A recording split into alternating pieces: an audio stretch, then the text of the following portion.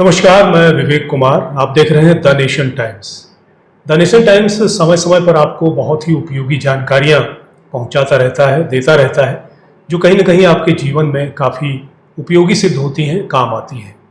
इस वक्त हम ईपीएफओ ऑफिस हिसार के डिस्ट्रिक्ट ऑफिस में मौजूद हैं और हमारे साथ जो है यहाँ के प्रमुख अधिकारी जो हैं गुरुदेव सिंह जी हमारे साथ हैं। इनके साथ बातचीत करेंगे और विस्तार पूर्वक जानेंगे कि आखिर जो ये ईपीएफ ऑफिस है इसमें किस तरीके से वर्क होता है और कैसे तमाम जो एम्प्लॉयज़ हैं उनकी तमाम जिज्ञासाओं को शांत किया जाता है। बहुत बहुत स्वागत है सर आपका। आपका भी बहुत बहुत स्वागत जी।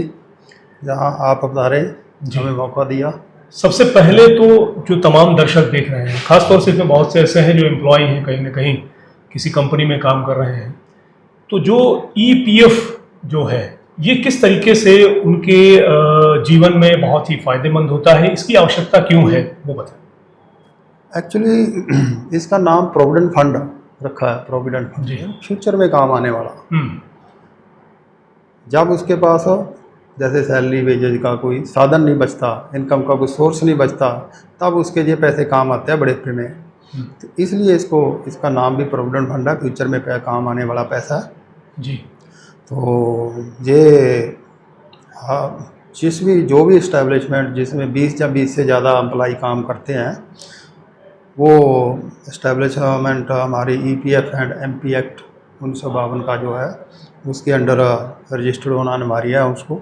और सभी एम्प्लॉई जो भी एलिजिबल है, मतलब कि जिसकी 15,000 से हमारी स्लैब है 15,000 तक की सैलरी की जी। जो भी 15,000 तक का अर्न करता है वो कंपलसरी मेंबर होगा।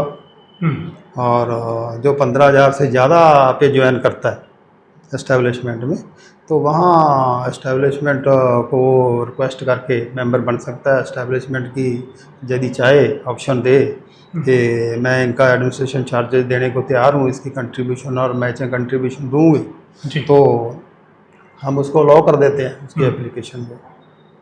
ये बताएं कि एम्प्लॉय और एम्प्लॉयर दोनों का जो अंशदान होता है वो किस बिहार पे, किस तरीके, कितना प्रतिशत होता है, वो भी बताएं। हाँ, वो एम्प्लॉय का 12% जनरल केसेज में, और एम्प्लॉयर भी मैचिंग शेयर 12% देता है उसमें। वो एम्प्लॉई के प्रोविडेंट फंड और पेंशन फंड में प्रोपोर्शनेटली जाता है जी।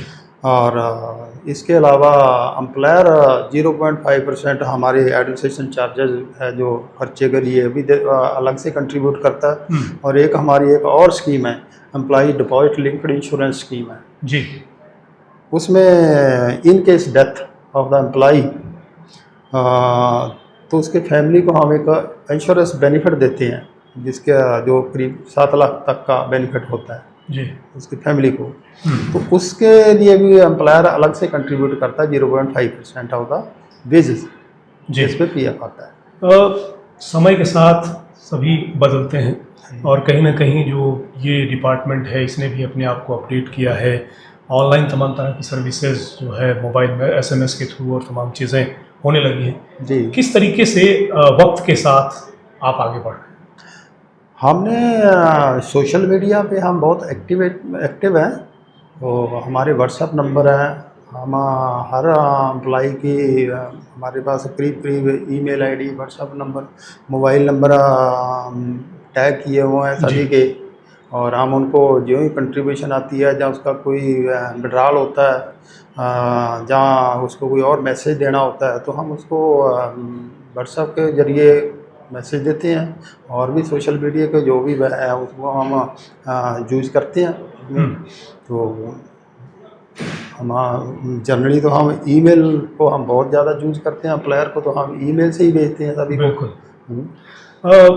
इस विभाग में बहुत से लोग अपनी क्वेरीज, अपनी समस्याएं लेकर भी आते रहते हैं और हेल्प डेस्क के माध्यम से उन्हें जानकारियां मिलती रहती हैं, उनकी सहायता भी की जाती है। मैं ये जानना चाहूँगा कि ज़्यादातर किस तरह की परेशानियां, किस तरह की समस्याएं लेकर के ज़्यादातर एम्प्लॉय पहुँचते हैं? हाँ, ये एक्चुअली क्या है कि मेरा जी पीएफ अप्लाई नहीं हो रहा जी। जी। ऐसा कुछ लेकर के। और मेरे को मेरी पेंशन नहीं आ रही जी। तो 3 महीने, 4 महीने, 6 महीने, साल हो गया जी, मेरी पेंशन नहीं आ रही जी, ऐसा करके।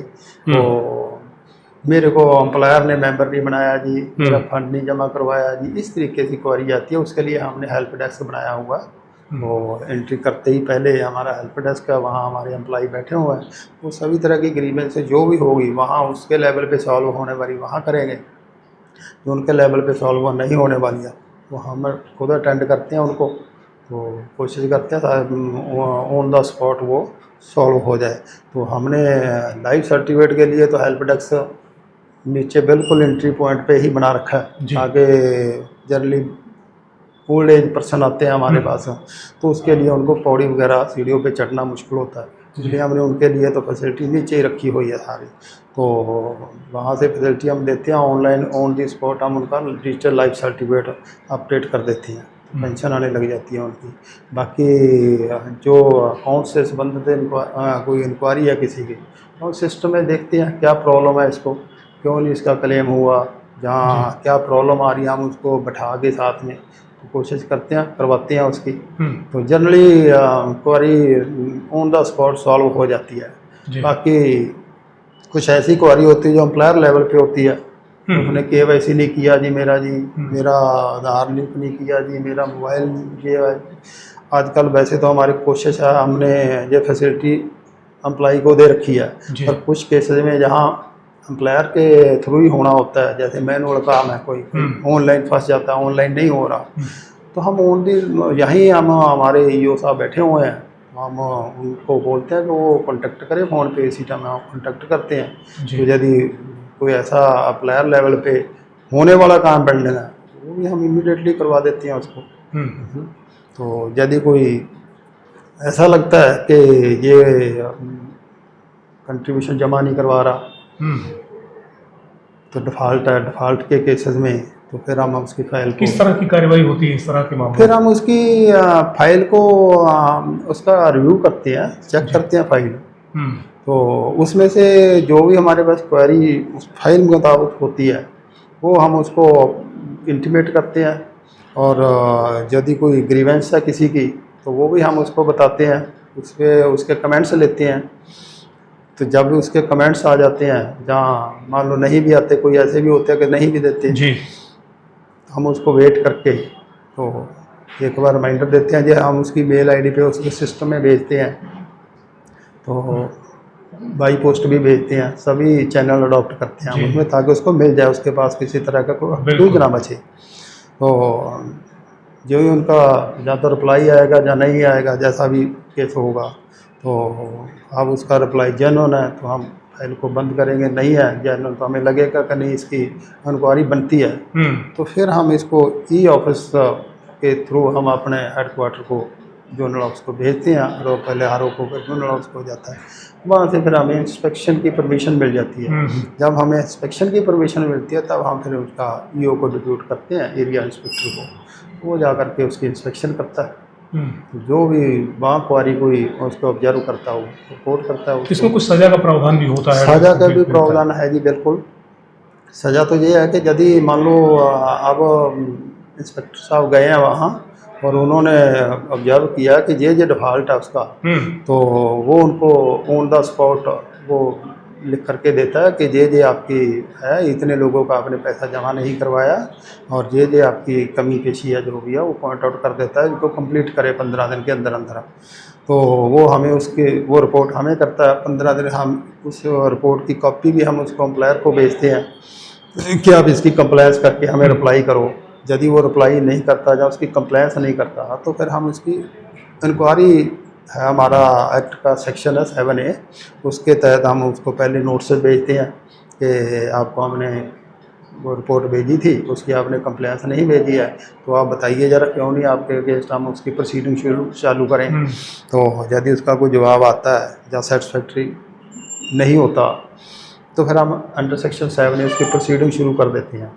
तो प्रोसीडिंग एक क्वासी जुडिशल प्रोसीडिंग है ये, तो जैसा एक सिविल कोर्ट की पावरें हैं वो सारी पावरें असेसिंग अथॉरिटी के पास होती है, उसको पूरे नेचुरल जस्टिस के मीट किया जाता है, मौके दिए जाते हैं प्रेजेंट करने के लिए अपना केस। तो जो ही वो से रिकॉर्ड जो भी मांगना है वो मांग के, तो उसके रिकॉर्ड के बेसिस पे या जो भी एविडेंस है उसके बेसिस पे उस केस को डिसाइड करते हैं।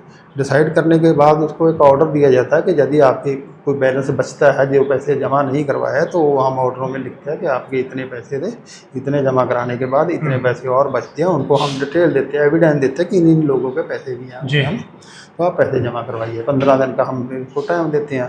अब वो आदमी 15 दिन में पैसे नहीं जमा करवाता तो जहाँ तो वो हमसे टाइम लेगा जी।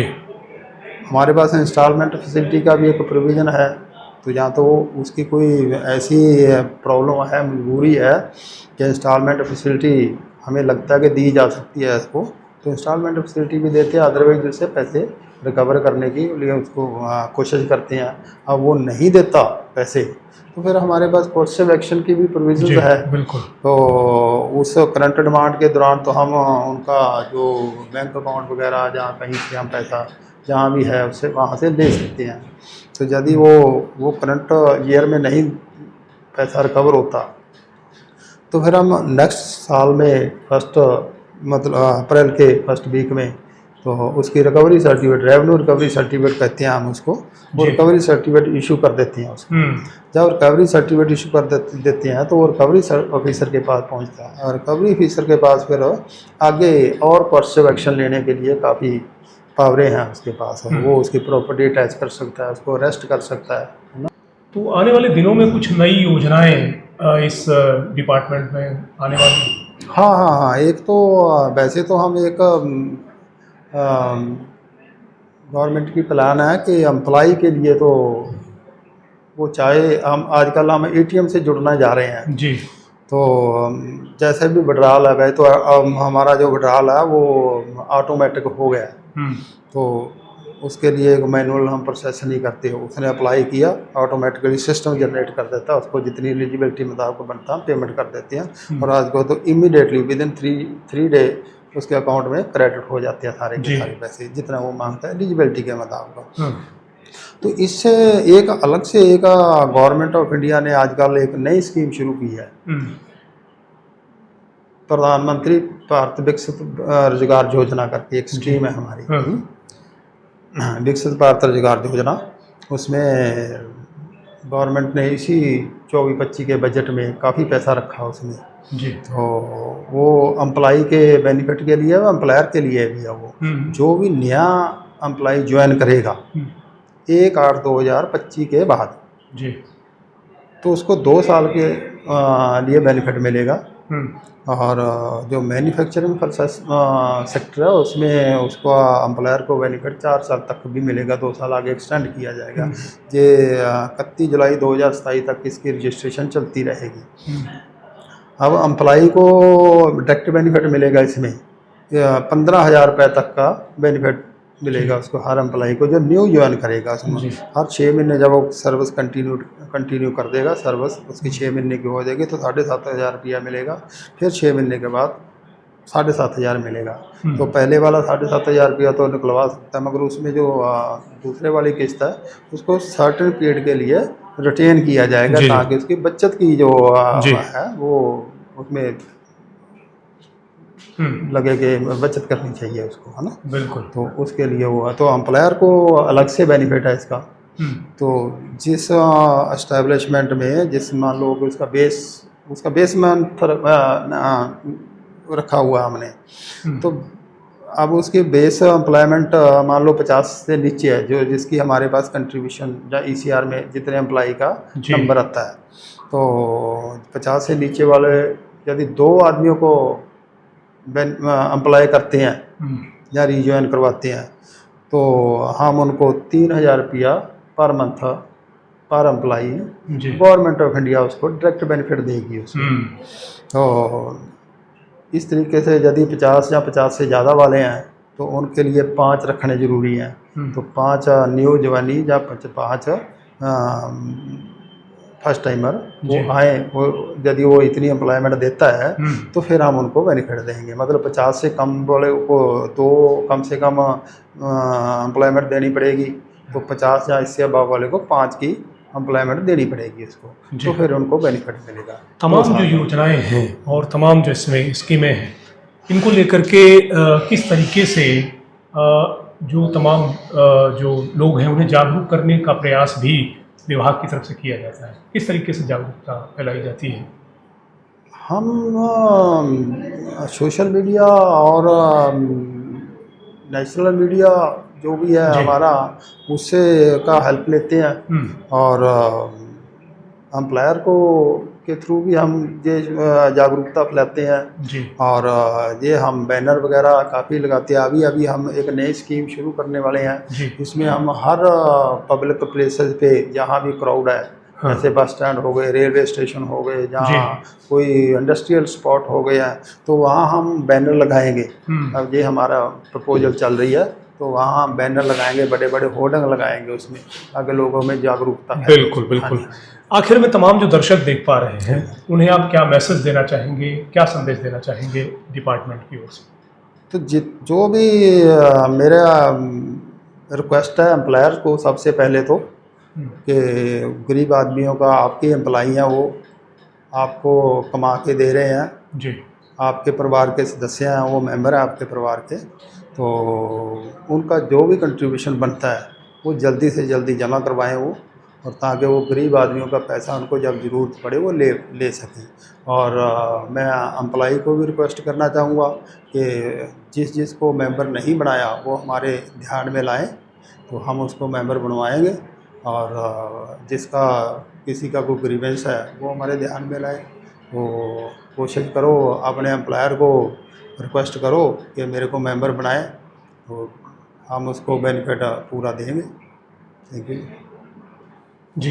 ईपीएफओ को लेकर के तमाम तरह की जो जानकारियाँ आपने दी, और मुझे लगता है कि तमाम जो दर्शक हैं उन्हें काफ़ी लाभ और फ़ायदा मिलने वाला है। उनकी जानकारी में तमाम चीज़ें आई होंगी। बहुत बहुत शुक्रिया बातचीत करने के लिए। धन्यवाद। Thank you.